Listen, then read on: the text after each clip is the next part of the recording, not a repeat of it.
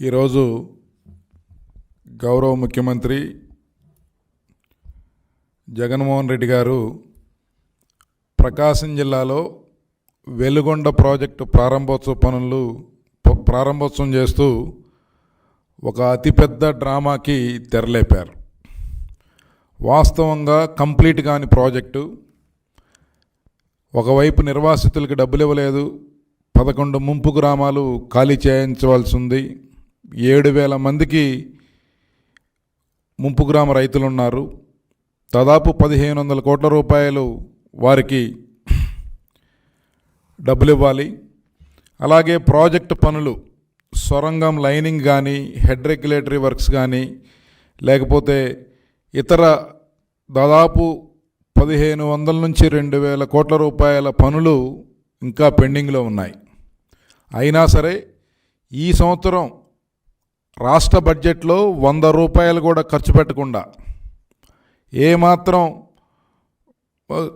ఇది లేకుండా ప్రకాశం జిల్లా రైతాంగాన్ని మోసం చేయడానికి ప్రారంభోత్సవాల పేరుతో అతిపెద్ద డ్రామాకి తెరలేపాడు జగన్మోహన్ రెడ్డి గారు.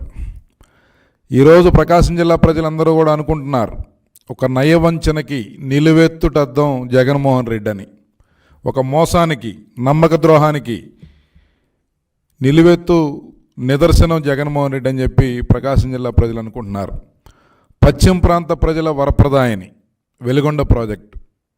అటువైపు నెల్లూరు జిల్లాలోని ఉదయగిరి నియోజకవర్గం, అలాగే ప్రకాశం మండలంలోని పశ్చిమ ప్రాంతం మొత్తం కూడా దాదాపు 4.5 లక్షల ఎకరాలకి సాగునీరు అందించే ప్రాజెక్టు. 15 లక్షల మంది ప్రజానికానికి తాగునీరు అందించే ప్రాజెక్టు. ఎన్నో దశాబ్దాల కళ, చంద్రబాబు నాయుడు గారి కలల స్వప్నం, ఆయన మానసపుత్రిక.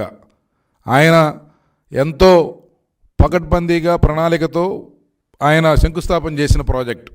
2014-19 మధ్య పనులు శరవేగంగా ముందుకు తీసుకెళ్లిన ప్రాజెక్టు. అదే తెలుగుదేశం ప్రభుత్వం కనుక కంటిన్యూగా ఉన్నట్లయితే 2020 కల్లా వెలుగొండ ప్రాజెక్టు కలకల్లాడుతూ ఉండేది. ఈ 4-5 సంవత్సరాల్లో పశ్చిమ ప్రాంత రూపురేఖలన్నీ మారిపోయాయి. ఎప్పుడైతే తాగునీరు, సాగునీరుకి కొరత ఉండదో ఆ ప్రాంతం పారిశ్రామిక పరంగా కానీ ఇతరత్ర అవకాశాలన్నీ అందిపుచ్చుకొని అద్భుతంగా తయారయ్యేది.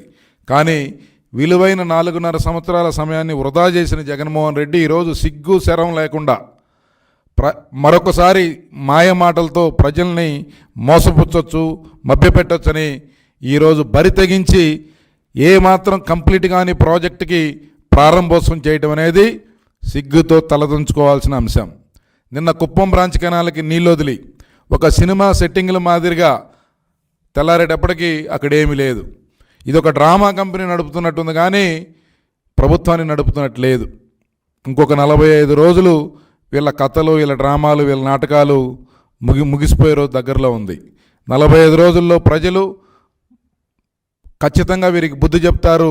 తెలుగుదేశం, జనసేన ప్రజాప్రభుత్వాన్ని ఏర్పాటు చేసే దాంట్లో ప్రజలు నిర్ణయం తీసుకుంటారని చెప్పి మేము తెలియజేస్తూ ఉన్నాం.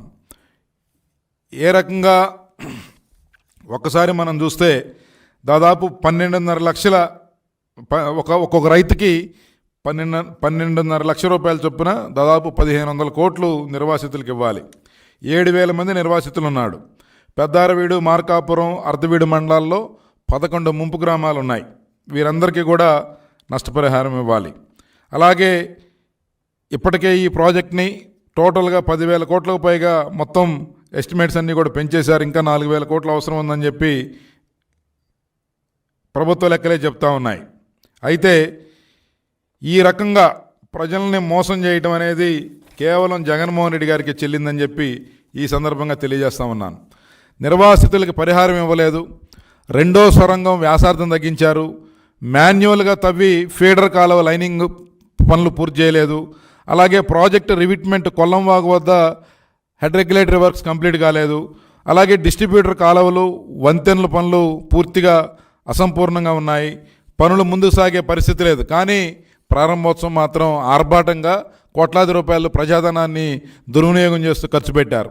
సొరంగం లోపల లైనింగ్ పూర్తి చేయడానికి కనీసం 1 ఏడాది కాలం పడుతుంది.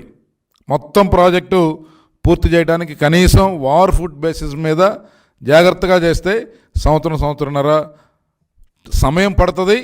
దానికి తోడు దాదాపు ఇంకొక 1500 కోట్లు ఈ యొక్క నిర్వాసితులకైతే ఇంకొక 1500 నుంచి 2000 కోట్లు ఈ ప్రాజెక్ట్ కంప్లీట్ చేయడానికి ఖర్చు అవుతాయి. కానీ ఎక్కడా కూడా ఇది చేయకుండా ప్రాజెక్ట్ని ప్రారంభోత్సవం చేశారు.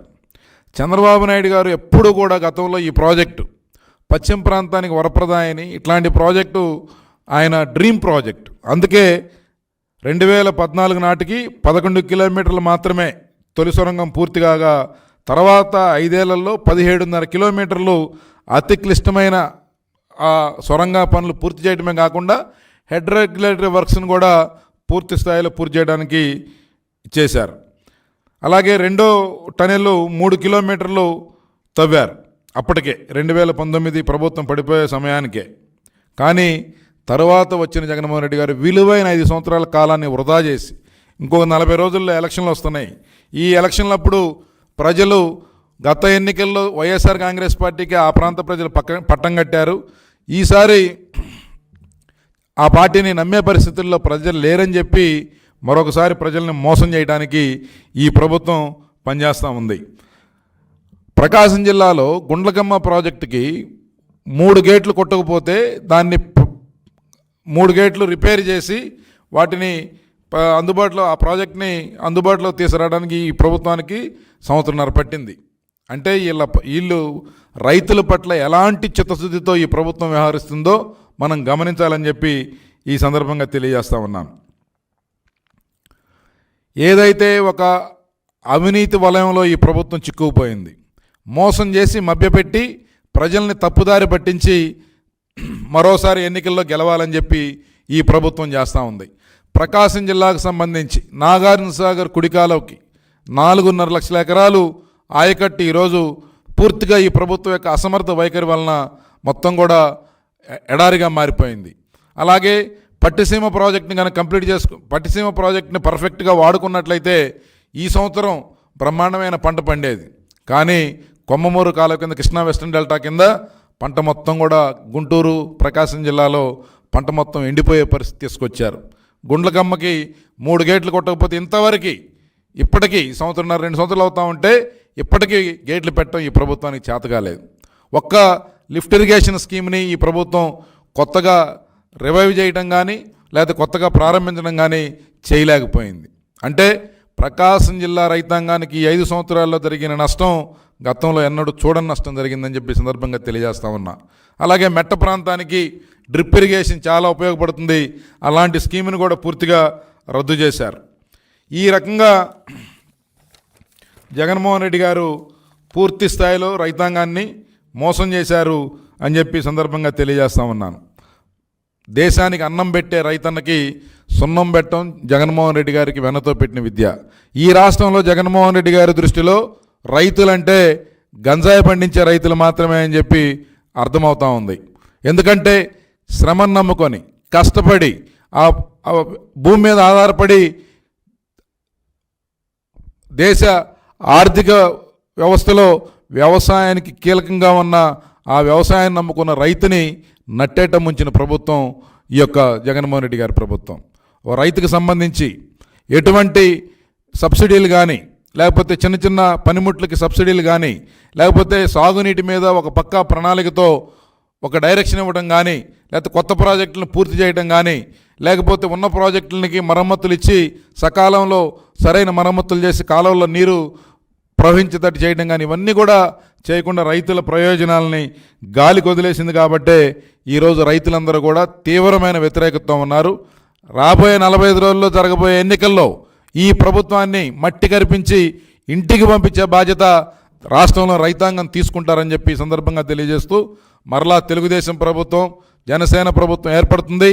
చంద్రబాబు నాయుడు గారు ముఖ్యమంత్రిగా మరలా ఆ వెలుగొండ ప్రాజెక్ట్ని పూర్తి స్థాయిలో రైతులకు అందుబాటులో తీసుకొచ్చి 4.5 లక్షల ఎకరాలకి సాగునీరు 15 లక్షల ఎకరాలకి త్రాగునీరు ఇచ్చే రోజు ఖచ్చితంగా ముందుంటుందని చెప్పి ఈ సందర్భంగా తెలియజేసుకుంటూ ధన్యవాదాలు. Thank you.